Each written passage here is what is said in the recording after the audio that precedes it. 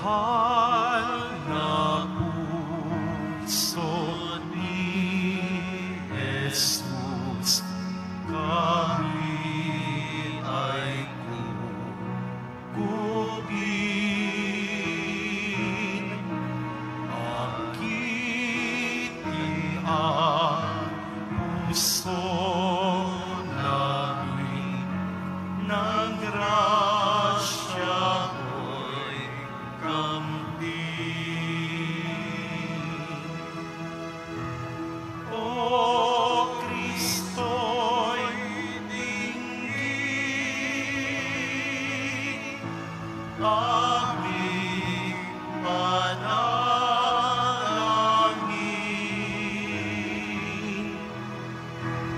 Lagi ang kinin ang puso namin. Sa ngalan ng Ama, ng Anak at ng Espiritu Santo. Amen. Sumainyo ang Panginoon. At sumainyo rin. Mga kapatid, ating inaalala muli ang kamahal-mahalang puso ni Jesus sa araw na ito.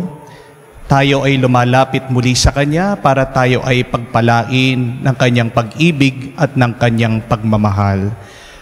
Atin din alalahanin at ipagdasal sa banal na misang ito ang ating mga kapatid na nahihirapan dahil sa pagbaha, ang mga nasawi dahil sa landslide, ang mga nalunod. Naway ang mga lumikas din sa kanilang mga tahanan ay tulungan palagi ng Diyos. Naway hipuin ng ating Panginoon ang puso ng mga mabubuti at mababait na tao para matulungan ang ating mga kababayan ngayon na naghihirap dahil sa nagdaang bagyo at dahil sa pagpapatuloy ng ulan ng habagat. Para tayong lahat ay makitang karapat-dapat makinabang sa banal na misteryo, hilingin natin muli ang awa at pagpapatawad ng Diyos. Inaamin ko. Sa makapangyarihang Diyos at sa inyo mga kapatid, na lubha akong nagkasala sa isip, sa salita, sa gawa, at sa aking pagkukulang, kaya isinasamo ko sa mahal na Birheng Maria, sa lahat ng mga anghel at mga banal, at sa inyo mga kapatid, na ako'y ipanalangin sa Panginoong ating Diyos.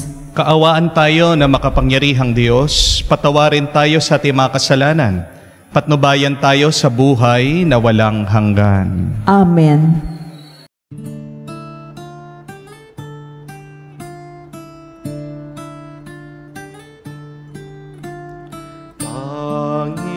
Panginoon, maawa ka. Panginoon, maawa ka.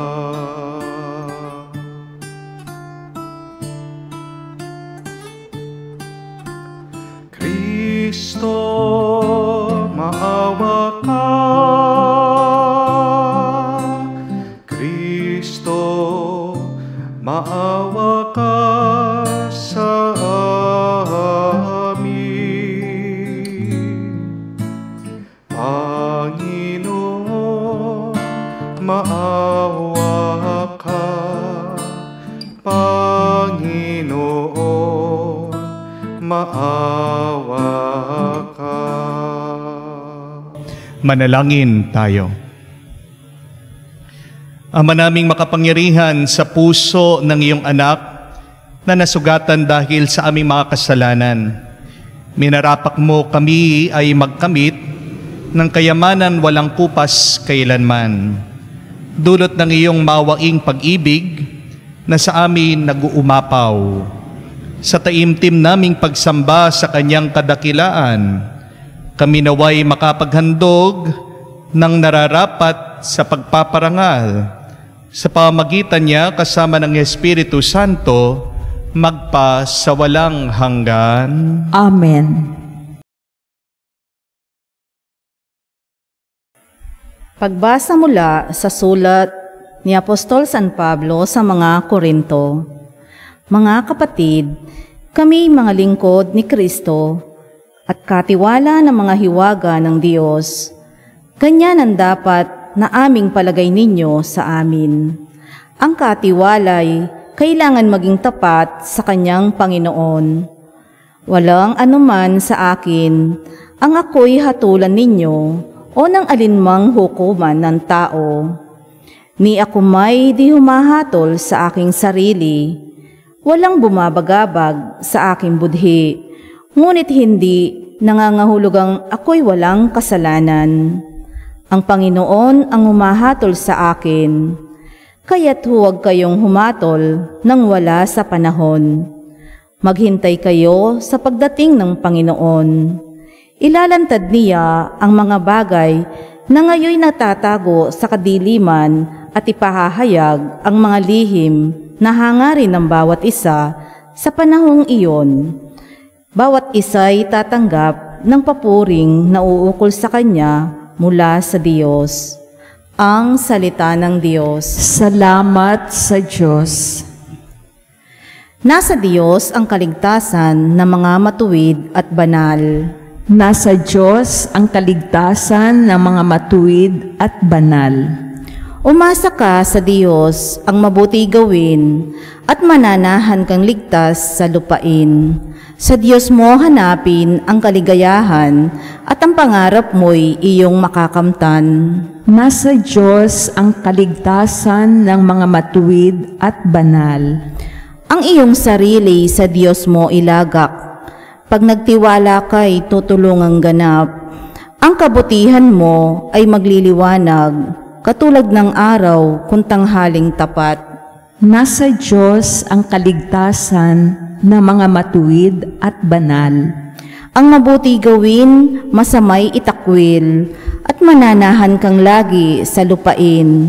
Pagkat yaong bayang wasto ang gawain, ay mahal ng poon, hindi itatakwil. Sila'y iingatan magpakailanman, ngunit ang masamay ihihiwalay. Nasa Diyos ang kaligtasan ng mga matuwid at banal. Ililigtas ng Diyos ang mga matuwid. Iingatan sila sa pagnaliligalig. Ililigtas sila at kanyang tutulungan laban sa masama, ipagsasanggalang, sapagkat sa puon nangungubling tunay. Nasa Diyos ang kaligtasan ng mga matuwid at banal.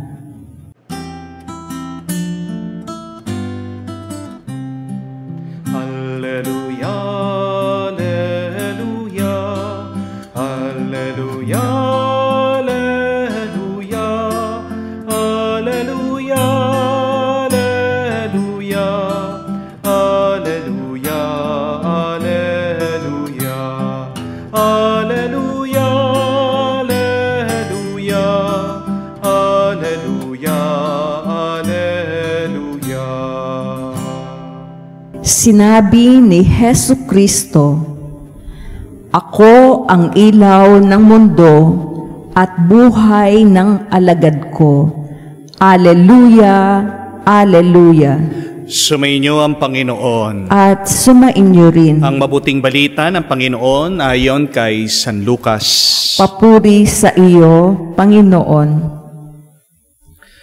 Nung panong yun, sinasabi ng mga Pariseo at mga eskriba kay Jesus, ang mga alagad ni Juan ay malimit mag-ayuno at manalangin. Gayon din naman ang alagad ng mga Pariseo. Ngunit ang mga alagad mo'y patuloy na sa pagkain at pag-iinom.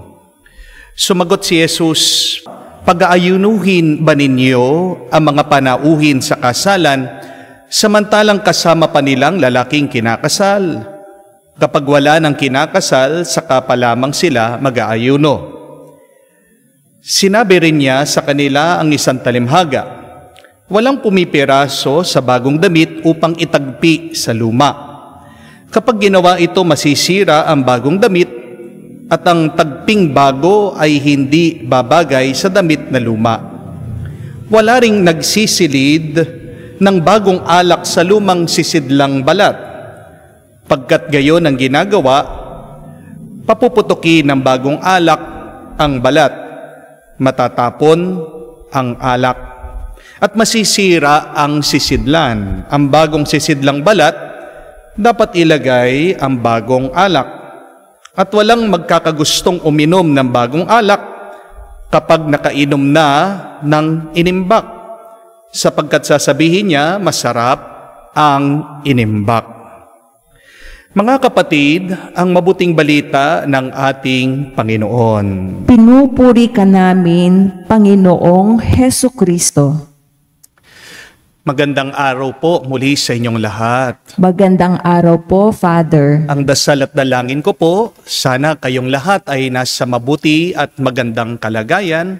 Please stay well and keep safe po sa lahat ng ating mga kababayan sa pagtuloy-tuloy po ng ulan. Sana po kayo ay manatiling ligtas at ipagpatuloy po natin ang pagdarasal sa bawat isa para malayo tayo sa anumang kasamaan at kapahamakan. Hindi ko po alam kung ilan sa inyo ang mahilig kumain ng chocolate. Kasi po ako dito ay merong tsokolate. Malit lang po, dark chocolate. Hilig nyo rin po ba na kumain ng chocolate? Napakasarap po nito. Matamis po. Napakasarap. Tanong ko lang po, pag kumakain po kayo ng chocolate, nilalasap niyo po ba? Pag kumakain kayo ng tsokolate, ini-enjoy niyo po ba? Di ba? Pag kumakain tayo ng candy, gusto natin na matagal nananatili sa ating bibig, sa ating dila. Amen? Ninanamnam natin. Gusto natin na magtagal yung sarap sa ating mga bibig. Pero, pag napadami po yung kain nyo ng chocolate o matamis, ano na po ang inyong kailangan? Siyempre, kailangan na po ng gamot. Ito po yung gamot na iniinom ko, Galvus-Met, Metformin. Napasobra na rin po kasi ako sa pagkain ng matamis ng chocolate. Medyo borderline na po yung aking sugar. Pagdasal niyo po ako. Ito po yung aking maintenance. At alam ko po, marami sa inyo na sumusubaybay din sa ating misa araw-araw. Marami sa inyo may sakit din, may diabetes. Pag po umiinom kayo ng gamot, tanong ko lang po, ninanamnam niyo po ba? Pag umiinom po kayo ng gamot, kinakagat niyo po ba? Nilalasap niyo po ba? Sinisip-sip niyo po ba? Di ba hindi? Pag umiinom tayo ng gamot, anong gagawin po natin? Para malunok natin, iinom ka ng tubig. Di po ba? Kung pagdating po sa matamis na pagkain, pansinin niyo po, gusto natin na nagtatagal sa atin. Pero pag mapait at hindi masarap yung ating nalalasa, agad natin nilulunok, agad natin inaalis, madalas sinusuka natin. Pero bakit ba pagdating sa ating pag-iisip, bakit pagdating sa ating spiritual na buhay, isipin niyo po ito, baliktad yung ating ginagawa. Pagdating sa mga magagandang alaala, bakit natin agad kinakalimutan? Binabaon natin yung ating mga magagandang karanasan. Pero pagdating sa mga mapapait na alaala, yan ay yung palagi nating inuungkat. Yan yung palagi nating binabalik-balikan. Diba? Kayo po mga misis, palagi niyong binabalik-balikan yung pagtataksil ng inyong mga mister. Hindi niyo makalimutan yung kanilang pangangaliwa sa inyo. Pag nakikita niyo yung kanilang pagmumuka, agad kayong naiinis at nagagalit. Nanggigigil kayo sa kanila. Naaalala mo palagi yung sakim mong kapatid dahil inagawan ka ng mana. Masakit pa rin yung loob mo hanggang ngayon dahil hindi mo makalimutan na pinagsungitan ka ng iyong anak, kala mo kung sino na siya. Hindi mo pa rin makalimutan hanggang ngayon na hindi ka pinahiram ng iyong kaibigan. Nagpapatulong ka sa kanya, pero hindi ka pinansin. Hindi mo pa rin mapatawad ang iyong sarili dahil naloko ka, na-scam ka, nawala yung pinaghirapan mong pera. Hanggang ngayon, napakasakit pa rin ng iyong nararamdaman. Palagi ka pa rin umiiyak. dahil naaalala mo palagi yang namayapa mong anak. Pag ikaw ay nagdadasal, palagi mong tinatanong sa Diyos, Panginoon, bakit? Bakit? Hindi mo maintindihan. Yan ang malungkot na kwento. Ginagawa nating malungkot, ginagawa nating miserable, ginagawa nating kawawa ang ating mga sarili. Dahil sa ating pag-iisip, dahil sa ating pag-aalaala. Pero ang tanong, yan ba ang kagustuhan ng Diyos? Gusto ba ng Diyos na palagi kang malungkot at miserable sa iyong buhay? Alam natin ang sagot dyan. Hindi! Tandaan niyo po yan. Mabuti ang Diyos. God is good. Sobra-sobra. Gusto ng Diyos na tayo'y palaging masaya. Gusto ng Diyos na tayo ay palaging payapa. Kahit na nagkasala tayo na paulit-ulit sa Kanya, hindi niya inaalala yung ating pagkakamali. Kahit na napakatigas ang ating ulo, pasaway tayo palagi sa Kanya, kinaaawaan niya tayo. Kahit na palagi tayong lumalayo sa Kanya, pinapatawad tayo ng Panginoon. Hindi tayo katulad ng Diyos. Ang palaging iniisip ng Diyos ay kung gaano niya tayo kamahal, kung paano niya tayo ililigtas, at kung paano niya tayo pagpapalain. Pero tayong mga tao, ang tigas ng ulo natin. Palagi nating pinapahirapan ang ating sarili na hindi naman dapat. That is the problem with us, my dear friends.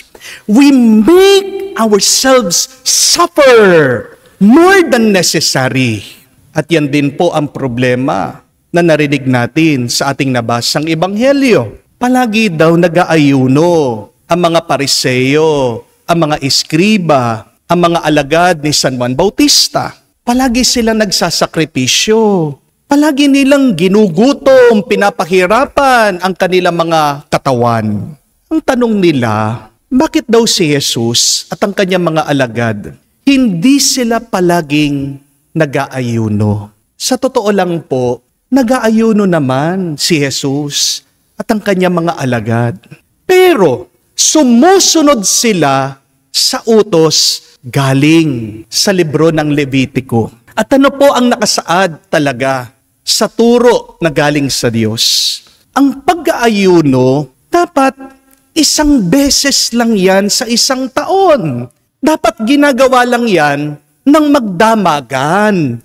24 hours lang dapat yan. Pero nung ginawa po ng mga Pariseo, ng mga Eskriba, ng mga nakakatanda na Hudyo, dinagdagan na naman nila ang inutos ng Diyos. Ginawa nilang 2 beses sa isang linggo ang pag-aayuno. Imagine that. From being once a year, 24 hours in a day, ginawa po nilang 104 times in a year. Pinahirapan nila ang kanilang mga sarili. Kaya nga po, sumagot si Jesus ng ganito, mag-aayuno ka ba habang kasama niyo ang lalaking ikakasal? Gugutumin mo ba ang iyong sarili habang ikaw ay nakikipagdiwang? Ano pong ibig sabihin ni Jesus dito? Sinasabi lang niya sa kanila, kasama niyo na ang Diyos. Nasa piling niyo ako. Bakit niyo ba pinahihirapan ang inyong mga sarili? Yan ang problema ng mga Pariseo, Eskriba, at mga nakakatandang Hudyo. Nakatingin pa rin sila sa kanilang mga kasalanan. Kaya nga nag-aayuno sila. Pero pinapaalala ng ating Panginoon sa atin, sa kanila, tingnan nyo naman ako. Pansinin nyo naman ang pagmamahal ng Diyos. Manatili lang kayo sa presensya ng Diyos, ni Yahweh. At gagaan, sasaya ang inyong buhay. Maganda pong pagnilayan yan, mga kapatid. Tanungin natin ang ating mga sarili, saan ba ako nakatingin sa aking buhay? Ano ba ang mga pinapansin ko sa buhay kong ito? Mabuti o masama? Ang saya o ang lungkot? Grasya o ang pagpaparusa? Mag-ingat po kayo, mga kapatid. Kung palagi niyong iniisip ang inyong mga kasalanan, ang inyong mga pagkakamali, ang inyong mga pagkukulang. Kasi po, hindi galing sa Diyos yan. Basahin niyo man po ang Biblia. Palagi sinasabi ng Diyos sa atin, kalimutan niyo na ang inyong nakalipas. Di ba? Anong habili ni Jesus dun sa babaeng nagkamali? Umuwi ka. Sin no more.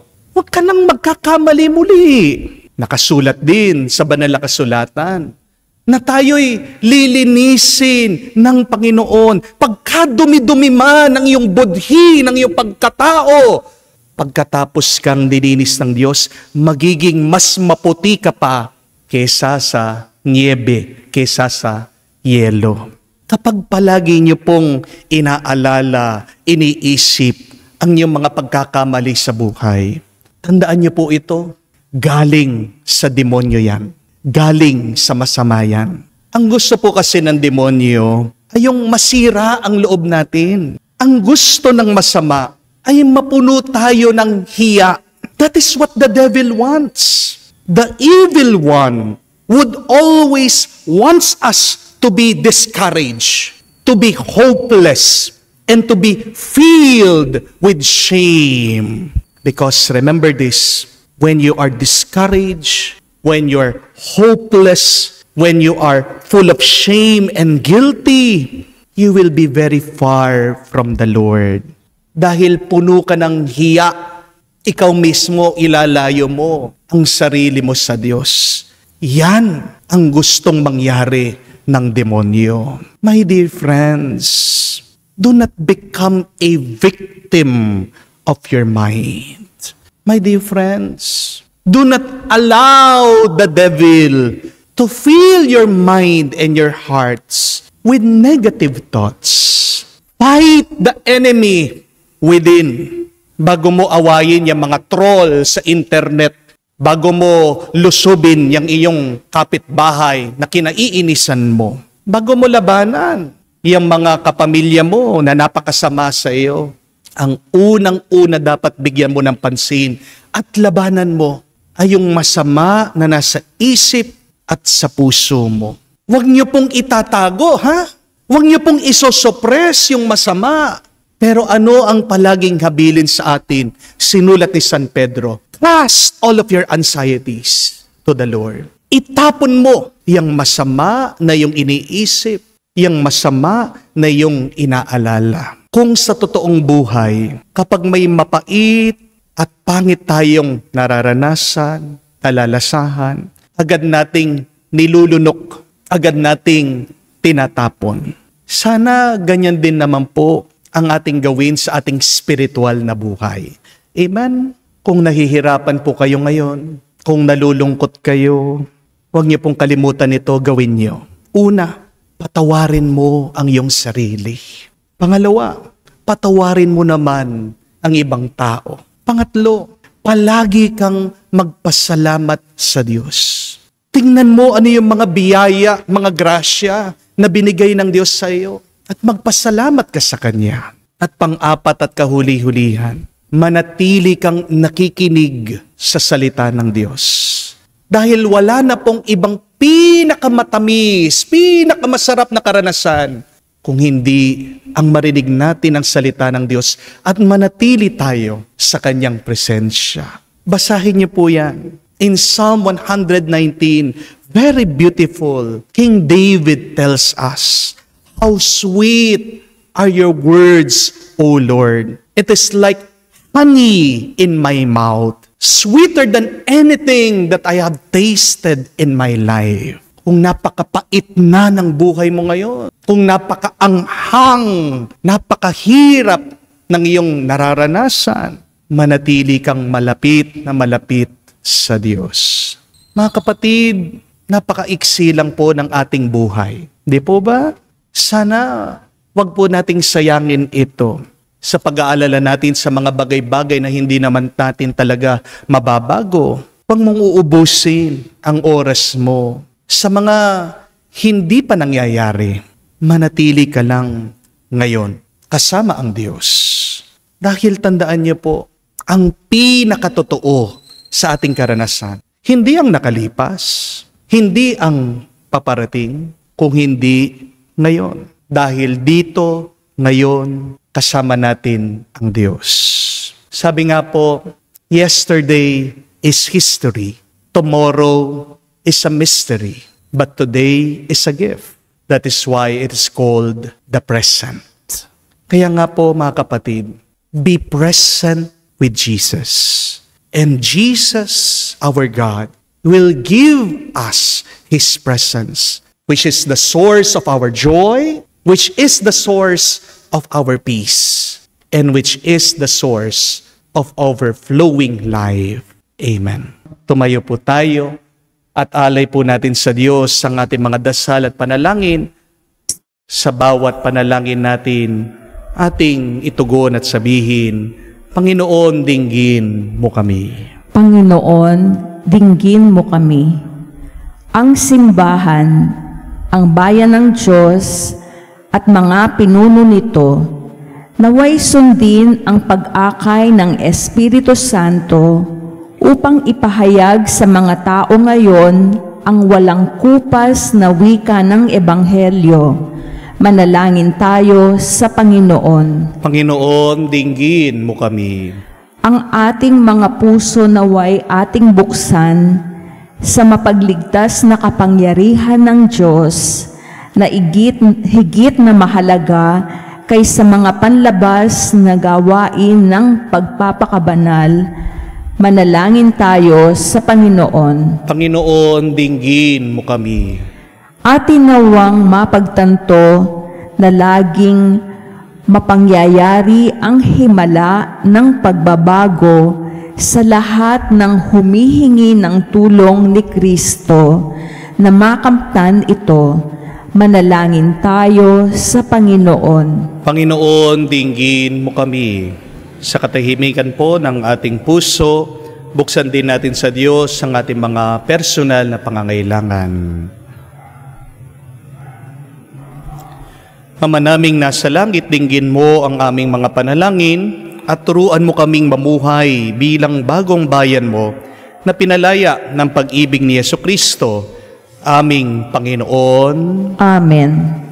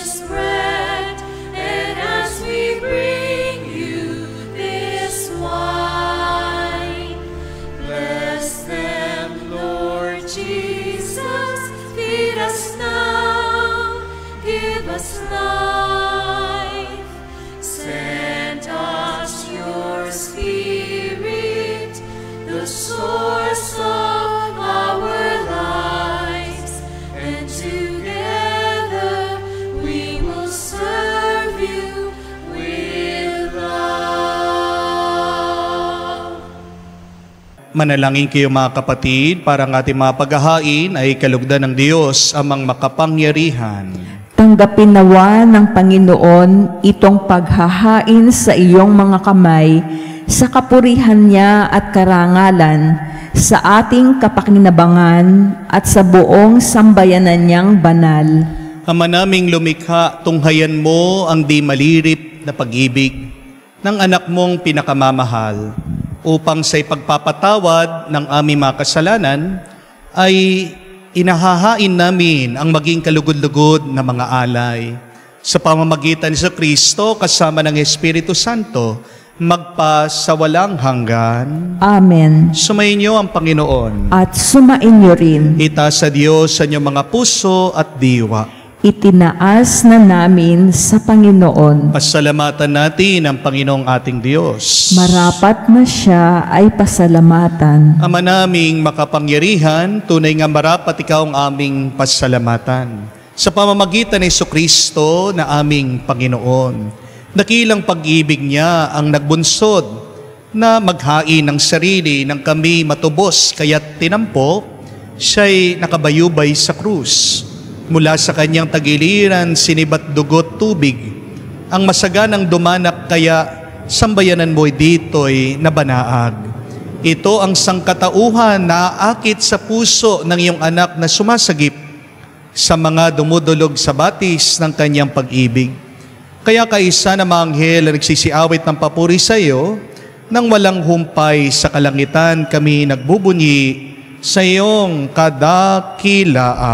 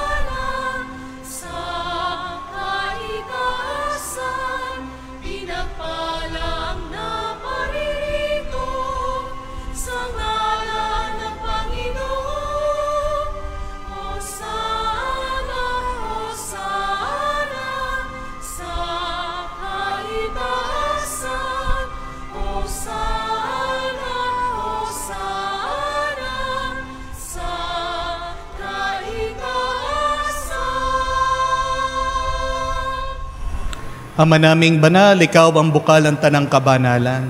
Kaya't sa pamagitan ng iyong Espiritu, gawin mong banal ang mga kaloob na ito, upang para sa amin, maging katawan at dugo ng aming Panginoong Heso Kristo. Bago niya pinagtiis ang kusang loob na maging handog, hinawakan niyang tinapay, pinasalamatan kanya, pinaghati-hati niya iyon, inabot sa kanyang malagad at sinabi, tanggapin ninyong lahat ito at kanin, nitong aking katawan na ihahandog para sa inyo.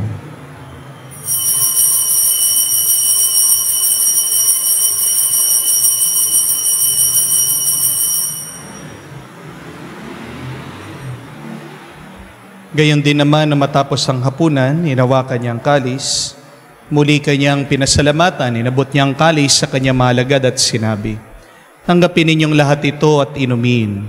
Itong kalis ng aking dugo, ng bago at walang hanggan tipan. Ang aking dugo na ibubuhos para sa inyo at para sa lahat, sa ipagpapatawad ng mga kasalanan. Gawin ninyo ito sa pag-alaala sa akin.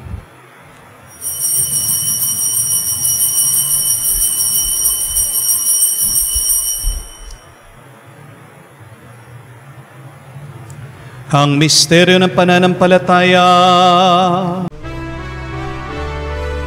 Aming ipinahayag na namatay ang iyong anak, nabuhay bilang Mesiyas at magbabalik sa wakas para mahayag sa lahat. Ama, ginagawa namin ngayon ang pag-alaala sa pagkamatay at muling pagkabuhay ng iyong anak. Kaya tinialay namin sa iyo ang tinapay nagbibigay buhay at ang kalis na nagkakaloob ng kaligtasan. Kami nagpapasalamat dahil kami yung minarapat na tumayo sa harap mo para maglingkod sa iyo. Sinasamo namin kami magsalo-salo sa katawan at dugo ni Kristo ay mabuklod sa pagkakaisa sa pamamagitan ng Espiritu Santo. Ama, lingapin mong iyong simbahan, laganap sa buong daigdig. Puspusin mo kami sa pag-ibig. Kaisa ni Francesco, aming Papa, Florentino, aming Arsobispo, at ng Tanang Kaparian. Alalahanin mo rin ang aming mga kapatid na nahimlay at may pag-asang muling mabubuhay.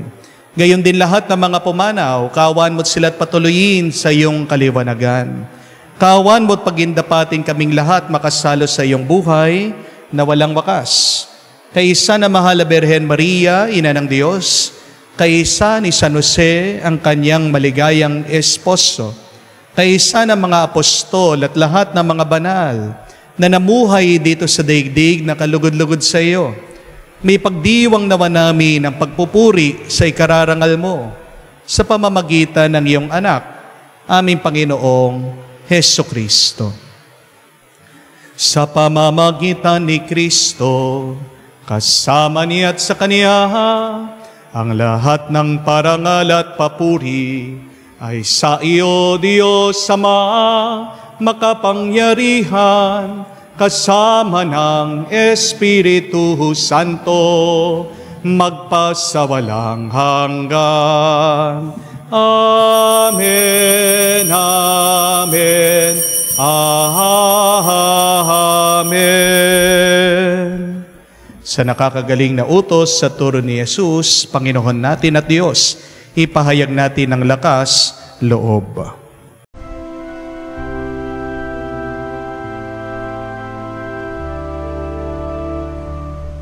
Ama namin, sumasalangit ka, sambahin ang ngalan mo, mapasa amin ang kaharian mo, sundin ang loob mo dito sa lupa, para nang sa langit. Bigyan mo kami ngayon ng aming kakanin sa araw-araw, at patawarin mo kami sa aming mga sala, para ng pagpapatawad namin sa nagkakasala sa amin. At huwag mo kaming ipahintulot sa tukso, at iadya mo kami sa lahat ng masama. Hinihiling namin kami adya sa lahat na masama, pagkalooban ng kapayapaan araw-araw, iligtas sa kasalanan at ilayo sa lahat ng kapamakan, samantalang aming pinanabikan ng dakilang araw ng pagpapahayag ng tagapagligtas naming si Heso Kristo. Sapagkat iyo ang kaharian at ang kapangyarihan at ang kapurihan magpakailanman. Amen. Panginoong Heso Kristo, sinabi mo sa mga apostol, kapayapaan ang iniiwan ko sa inyo, ang aking kapayapaan binibigay ko sa inyo. Tunghayan mo ang aming pananampalataya at huwag ang aming pagkakasala. Pagkalooban mo kami ng kapayapaan at pagkakaisa ayon sa iyong kalooban, kasama ng Espiritu Santo, magpa sa walang hanggan. Amen. Kapayapaan ng Panginoon ay laging sumainyo. At sumainyo rin. Magbigayan po tayo ng kapayapaan sa bawat isa. Pisuin niyo po, kapayapaan po sa inyong lahat.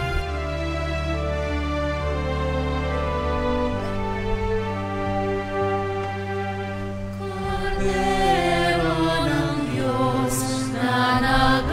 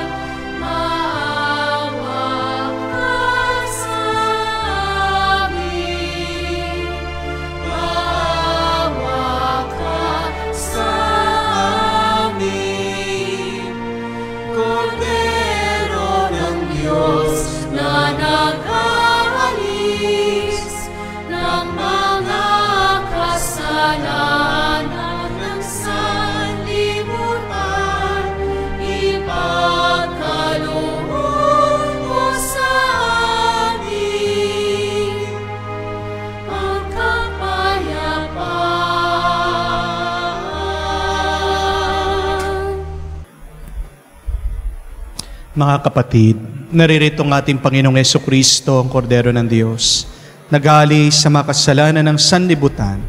Mapalad tayong lumalapit sa piging ng Kordero.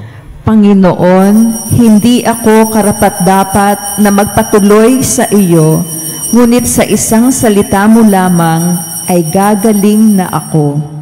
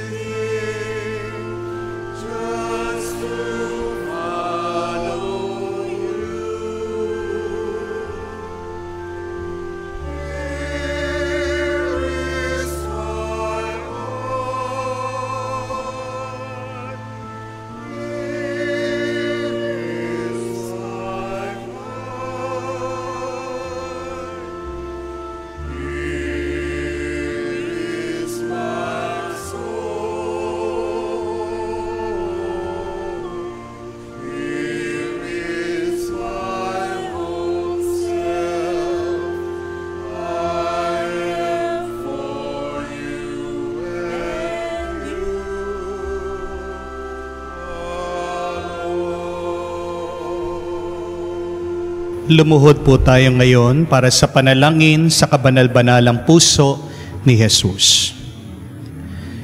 Jesus, Diyos ko, iyong nasabi, humingi kayo'y bibigyan, maghanap at matatagpuan ninyo, kumatok at bubuksan ang pinto para sa inyo.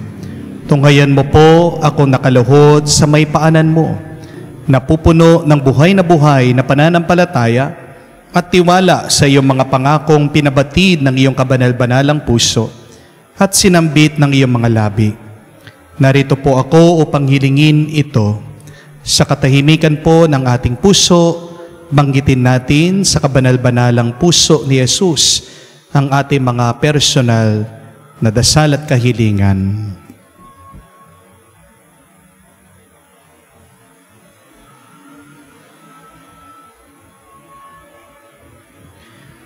Kanino pa po ako tutungo kung hindi sa iyon ang puso ay pinagmumulan ng lahat ng grasya at kabutihan? San pa po ako maghahanap kung hindi sa baul na naglalaman ng kayamanan ng iyong habag? San pa po ako kakatok kung hindi sa pinto kung saan binigay ng Diyos ang sarili niya sa amin at kung saan kami makakapunta sa Diyos? Sa iyo po ako dumudulog, puso ni Jesus. Sa iyo po ako makakatagpo ng aliw kapag nahihirapan, pagtatanggol kapag inuusig, lakas kapag nabibigatan sa pagsubok, at liwanag sa dilim at pagdududa. Minamahal kong Jesus, maigting po akong naniniwala na kaya mong ipagkaloob ang biyayang aking hinihiling. Kailanganin man ito ng isang himala. Naisin mo lamang ito at matutupad na ang aking panalangin. Inaamin kong ako'y hindi karapat-dapat sa iyong mga biyaya, ngunit hindi ito dahilan para panghinaan ako ng loob. Ikaw ang Diyos ng habag at hindi mo tatanggihan ang isang pusong nagsisisi. Tignan mo nawa po ako na may habag at mababatid ng iyong puso ang aking mga kasiraan at kahinaan, ang dahilan upang pagkalooban ang aking mga panalangin. O banal na puso, anuman ang iyong pasya sa aking hiling, hindi po ako titigil na sambahin, ibigin, purihin at pagsilbihan ka.